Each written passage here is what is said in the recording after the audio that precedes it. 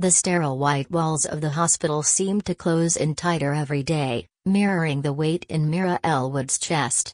Machines beeped rhythmically beside her, monitoring her weakened vitals as she lay tethered to tubes and 4 lines. The kidney infection had crept in like a silent thief, slowly draining her of strength over weeks until her body could no longer fight. At 39, she found herself trapped in a bed on the 8th floor of a city hospital, unable to sit up without dizziness. She had just finished a grueling round of dialysis, her body aching from the process, when the door to her room creaked open. She turned her head slowly, expecting a nurse, or maybe a technician. But it was him. Clint. Her husband. Only, something was wrong.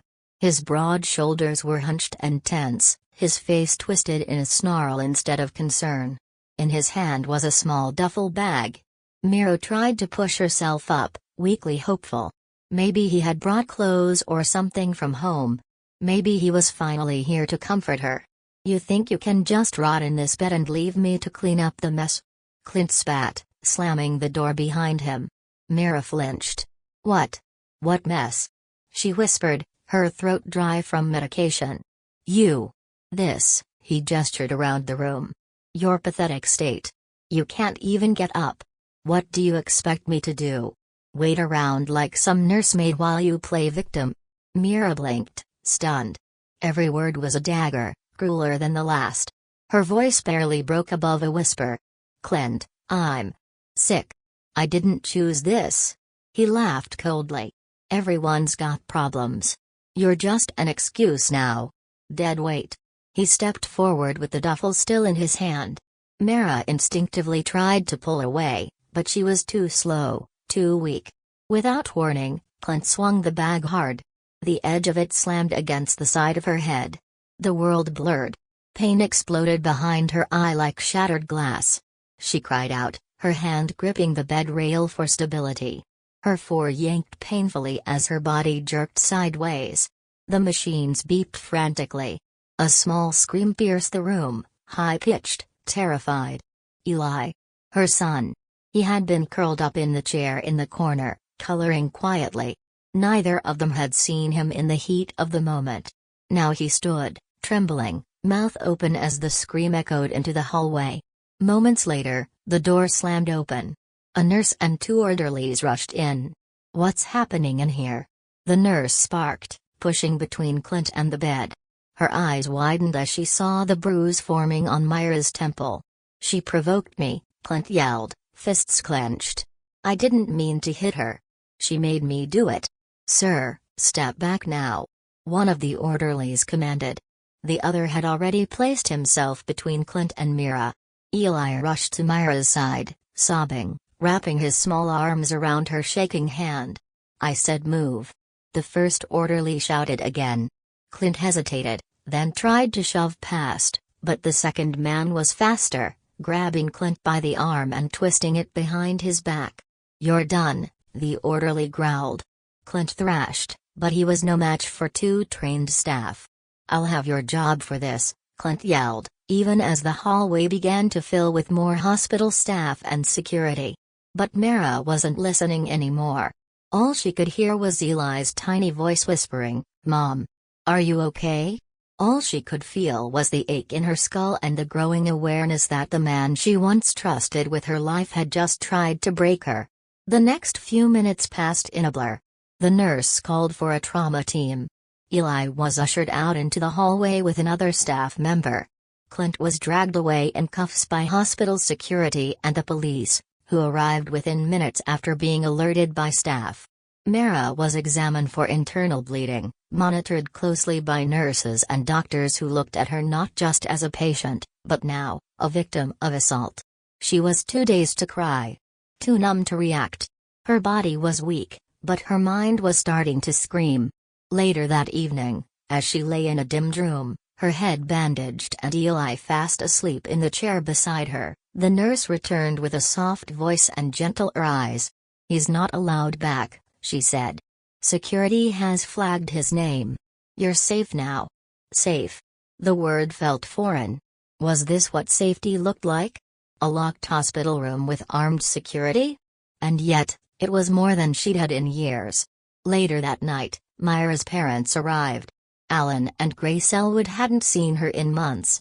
She hadn't told them about Clint's moods, his angry tirades, or his disdainful glares.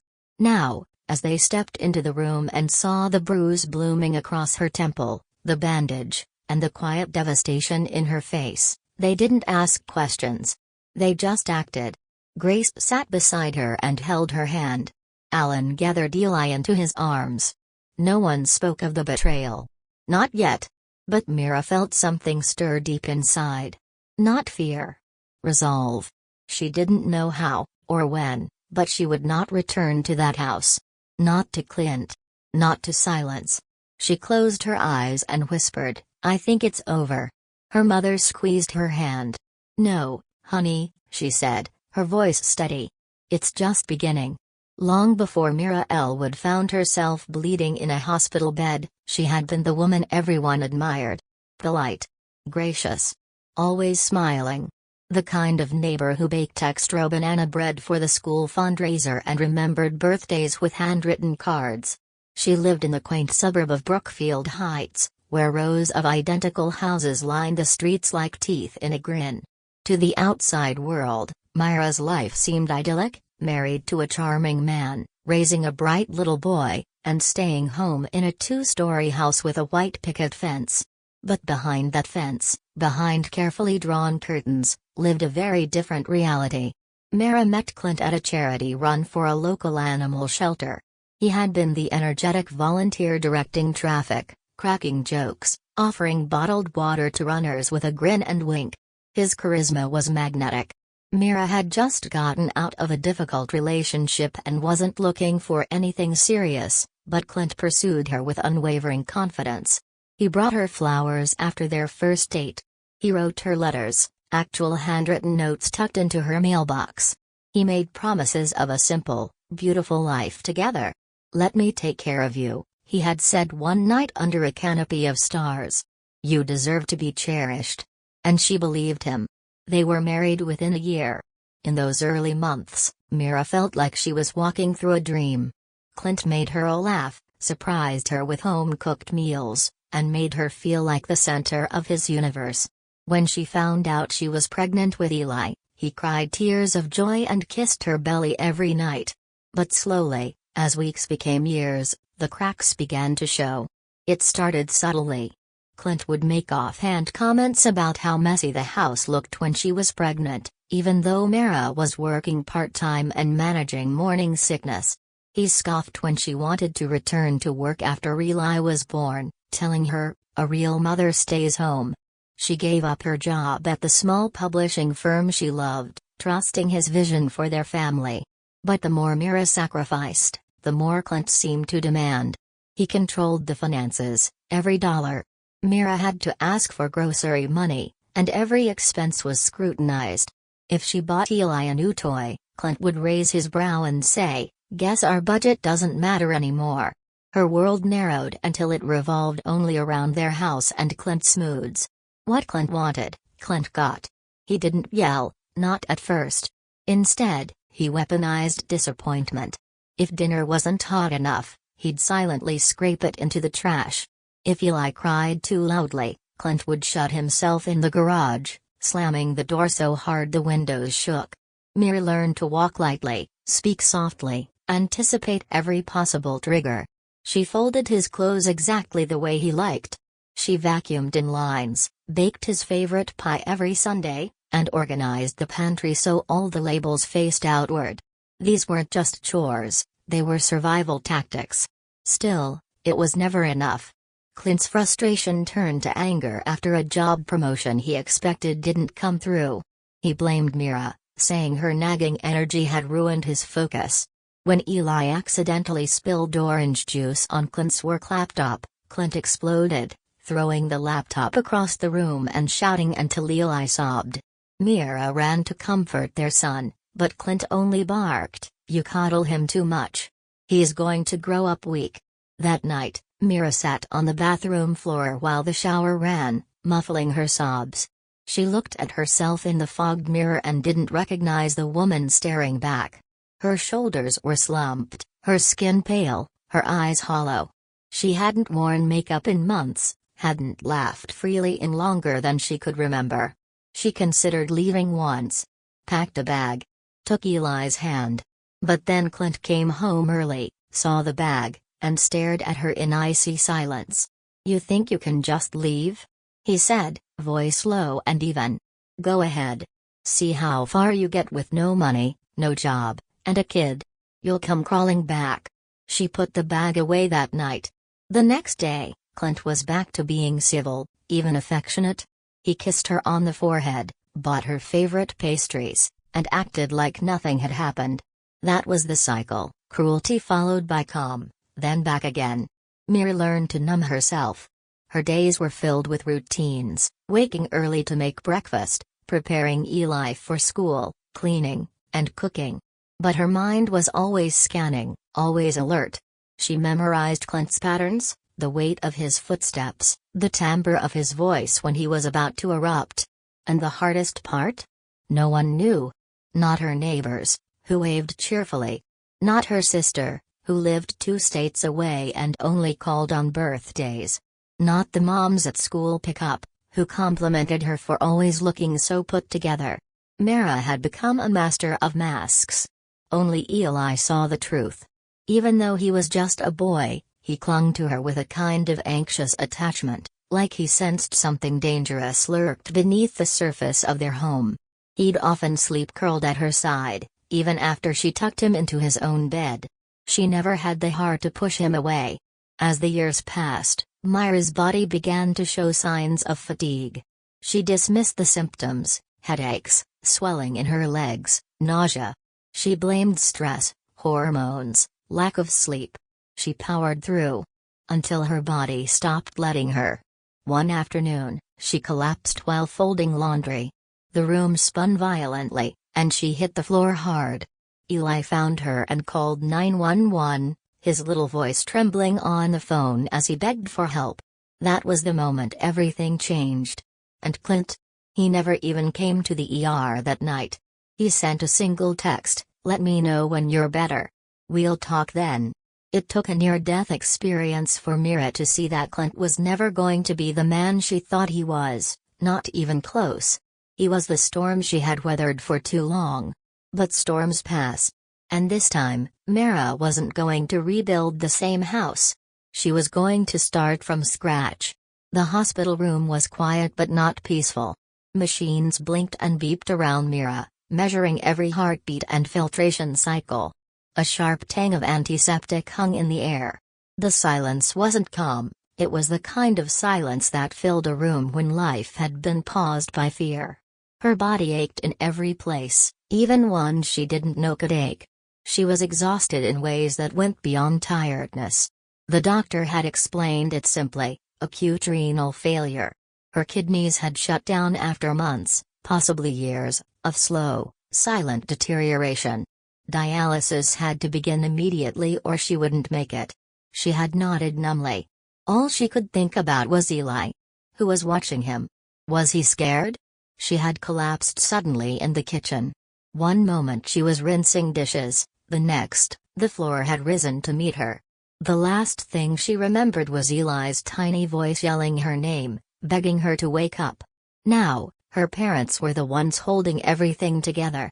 Alan and Grace Elwood had arrived the night after Mira's diagnosis. Her father, though aging and slowed by arthritis, carried Eli's backpack over his shoulder. Her mother moved through the hospital like a force of nature, talking to doctors, arranging meals, checking Mira's charts. They didn't scold her, didn't ask why she hadn't told them about Clint or the way she'd been living.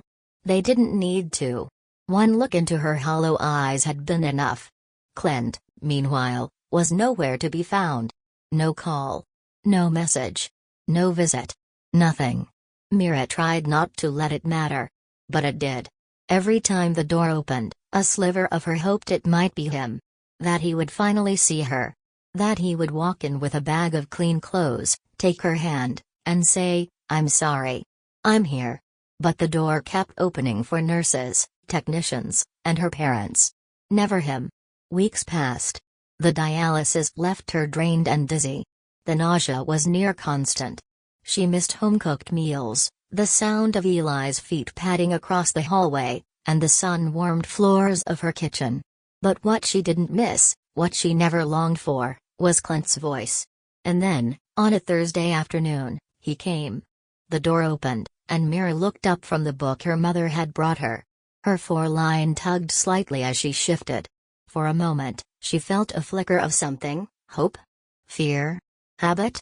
Clint stood in the doorway, arms crossed. He wore sunglasses despite the indoor lighting. He didn't smile. She forced a smile.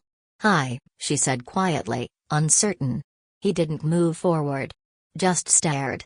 "You look terrible," he muttered. Her stomach dropped. It's the dialysis. It's been. You've become a damn burden," he interrupted, stepping into the room. His voice was cold, devoid of sympathy. "Do you have any idea how hard this has been for me?" Mira's mouth opened and closed. Her heart pounded faster than the monitor could track. "I didn't ask for this," she said, her voice barely above a whisper. "That's the problem, isn't it?" he replied, walking toward the chair beside the bed. "You didn't ask. You just got sick. Left me with everything. Do you know how much it's costing? Do you know how many times I've had to lie to people? Do you have any clue what it's like trying to explain why my wife is a useless sack of—" "Stop." The word left her mouth before she could think. Clint blinked. "What did you say?" "I said. Stop," Mira repeated, more firmly now. "You don't get to come in here and talk to me like that." He laughed, bitter and sharp. "You think you've grown a backbone now? Lying in bed, hooked up to machines?" She tried to sit up, grimacing. "You weren't there when I needed you. Not for me, not for Eli. What does that say about you?" He stepped closer, and for a second she thought he might hit her. Instead, he dropped a small suitcase on the chair. "I packed your things. When they discharge you, don't come home. My house doesn't have room for parasites." "Clint. You think this is a partnership?" "It was charity. And I'm done donating." The words struck harder than any slap. She stared at the suitcase. Her vision blurred, not from her illness, but from sheer disbelief. "I gave up everything for you," she whispered. "My career. My independence. I stayed. Bad choice," he snapped. "That's on you." And then, like something inside him snapped, he grabbed the suitcase he had just dropped, and swung it. Mira barely had time to flinch. The corner of the case smashed into her temple with a sickening thud. Pain flashed across her skull like lightning. She gasped, head reeling, and the heart monitor spiked in alarm. "Mom!" A child's voice screamed. Eli. He had been drawing quietly in the corner of the room, unseen until now. His sketchbook dropped to the floor as he rushed toward her, tears already falling. "Don't hurt her." The door slammed open. A nurse and a hospital security guard stormed in. "What is going on here?" the nurse shouted, rushing to Mira's side. Clint, face flushed and fists clenched, backed away slowly. "She provoked me. She always does this." "Sir, step away from the patient now," the guard ordered. Clint's eyes darted to Eli, who stood trembling beside Mira's bed. The guard stepped forward again. "You're done. You just assaulted a patient in a hospital. You're under arrest." Handcuffs clicked shut. Clint thrashed, spewing curses, but no one listened. Mira was whisked into a flurry of care. Her head was examined. Her fore reset. Eli clung to her hand while she winced through every examination. Her body felt broken, but her spirit. Something inside had clicked. Not snapped. Not shattered. Clicked. Like a lock finally turning. Later, when her mother arrived and saw the bandaged bruise, she gasped but didn't cry. Instead, she wrapped her arms around Mira and said the words Mira never thought she'd hear. "You're not going back." And for the first time in years, Mira didn't argue. Because she knew her mother was right. This wasn't just an ending. It was the moment before a new beginning. The courthouse smelled like paper and polished wood. Outside, the city carried on, cars moving, strangers chatting, the world unaware that inside this building, Mira Elwood was about to confront the man who had nearly broken her spirit. She had woken early that morning, heart racing, palms sweaty. Her mother braided her hair slowly, fingers gentle, while Eli sat nearby sketching a picture of their cat. He didn't know where she was going exactly, only that it was important. And that afterward, they'd get ice cream if she felt up to it. Mira wore a simple navy blouse and pressed slacks. No makeup. No jewelry. Just her, unadorned and unafraid. It was the first outfit she had chosen for herself in years. At the courthouse, Amanda, her lawyer, met them with a nod. Amanda was calm, sharp, and spoke with the quiet confidence of someone who had seen stories like Mira's too many times. Yet, she never treated Mira like a case. She treated her like a woman with a voice worth reclaiming. Inside the courtroom, Clint sat across from her, flanked by his attorney. He looked smaller somehow. Not physically, but dimmer. Less imposing than the man who used to tower over her with cruelty in his eyes. He didn't meet her gaze. Maybe he couldn't. The judge entered. The trial began. Amanda opened with a precise, chronological layout, the years of emotional manipulation, the financial control, the threats, the silencing. Then came the photos, Mira's injuries from the suitcase attack, hospital reports, dialysis records, and the trauma evaluations she had undergone since. Mira sat still through it all, hands folded tightly in her lap. Her mother and father were behind her. She could feel their presence like scaffolding holding her upright. Then came the witnesses. The nurse who had run into the hospital room that day took the stand, voice steady as she described Clint's aggression and Mira's injury. "I saw fear on her face," the nurse said, eyes never leaving the judge. "But more than that, I saw resignation. Like it wasn't the first time." Next was the hospital security guard. He recounted the incident in detail, even describing how little Eli had rushed to Mira's side, sobbing, while his father was being restrained. Clint's lawyer tried to reframe the attack as a regrettable loss of temper during a stressful time, suggesting that Clint had been overwhelmed by his wife's illness and the pressures at home. Amanda stood calmly. "This case is not about one bad moment. It's about a pattern. A sustained, deliberate erosion of a woman's autonomy, identity, and safety." Then it was Mira's turn. She stepped up to the witness stand, legs trembling, heart hammering so loud she feared it might echo off the courtroom walls. But when she looked at Clint, who still refused to meet her eyes, something within her steadied. "I met Clint at a community fundraiser," she began. "He was charming, funny. He made me feel seen. At first." And so she told her story. From the beginning. She didn't cry. She didn't falter. She spoke of her isolation, the controlling behavior, how she gave up her job, her money, and her sense of self. She spoke of the times she'd sleep with one eye open, afraid to move wrong, speak wrong, exist wrong. She spoke of the day she collapsed and the days that followed when the man she had built her life around never showed up. And finally, she spoke of the suitcase. "I thought he came to apologize," she said, her voice quiet but unwavering. "Instead, he told me I was a burden and swung a suitcase at my head while our son watched." Silence filled the courtroom. She sat down. And for the first time in years, she felt lighter. Amanda finished with closing arguments that were not angry, not accusatory, but direct and undeniable. She didn't ask for sympathy.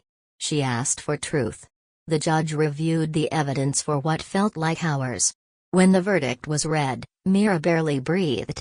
Clint Everson is found guilty of domestic assault, child endangerment, and aggravated battery.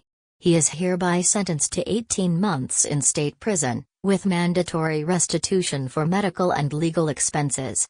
A permanent protection order will be placed, prohibiting contact with the victim or child. The gavel fell. It sounded like thunder. Clint didn't speak. He barely moved as officers approached to escort him out. There was no last glare, no snide comment. Just silence. Mira didn't look at him. She didn't need to. Because this moment wasn't about him anymore. It was about her. Afterward, Amanda placed a hand on Mira's shoulder. "You did it," she said. Mira nodded. But she didn't smile. Not yet. 2 weeks later, her divorce was finalized. She received full custody of Eli, and the court granted them permanent protection from Clint. She also legally restored her name to Mira Elwood, cutting the last thread that tied her to the man who had nearly erased her. As she stepped out of the courthouse that day, the wind caught her hair and the sun warmed her face. Eli ran into her arms, shouting, "Mommy!" As if nothing had changed, and yet everything had.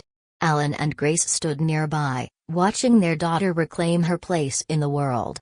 "Can we get pancakes now?" Eli asked with hopeful eyes. Mira finally smiled, a real one. "We've earned it," she said, and the three of them walked away together. Healing wouldn't come overnight. There would be sleepless nights, memories that haunted her dreams, questions from Eli that she wasn't always ready to answer. But one truth had taken root deep in her chest. She wasn't anyone's prisoner anymore. She had chosen her freedom. And she would never give it back.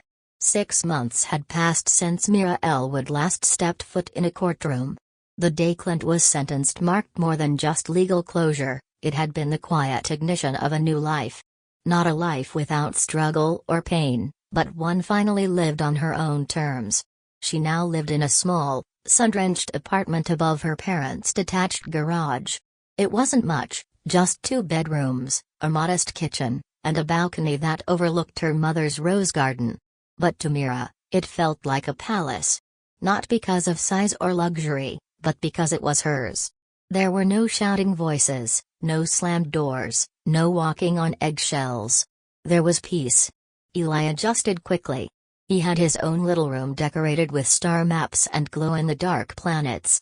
At night, he'd curl up beside Mira, often falling asleep mid-sentence, his breathing soft and safe. But Mira couldn't rest forever. Her dialysis continued 3 times a week, and the fatigue was real. But so was her desire to do more, to reclaim pieces of herself that had been shelved away for years. One afternoon, as she stirred a pot of lentil soup in her tiny kitchen, she had an idea.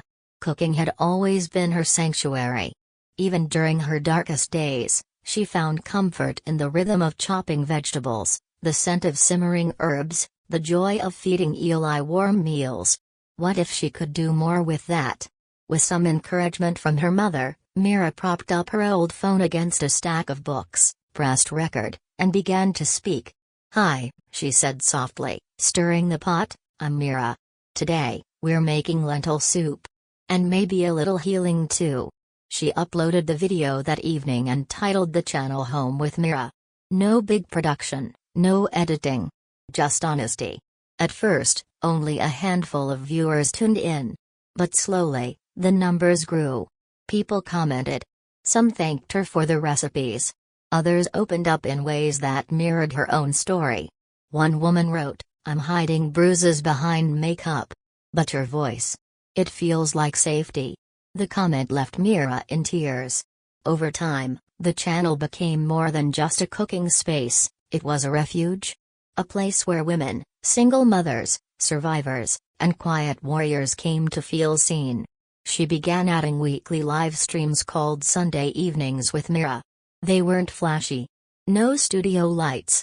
Just her, a cup of tea, and a conversation.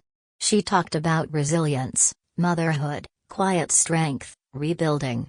Some nights, people tuned in just to listen. Others stayed to talk. She never tried to be a therapist or a savior. She just told the truth. About the days she still woke up panicked. About Eli asking if monsters could come back. About finding joy in small victories, like driving again, or laughing without guilt. Her inbox overflowed. Some women said they'd watched in secret, volume low, tears streaming down their faces. Others told her they had finally packed their bags and left. One woman said, "You didn't save me. But you reminded me I could save myself." Mira didn't always know how to respond. But she always read every word.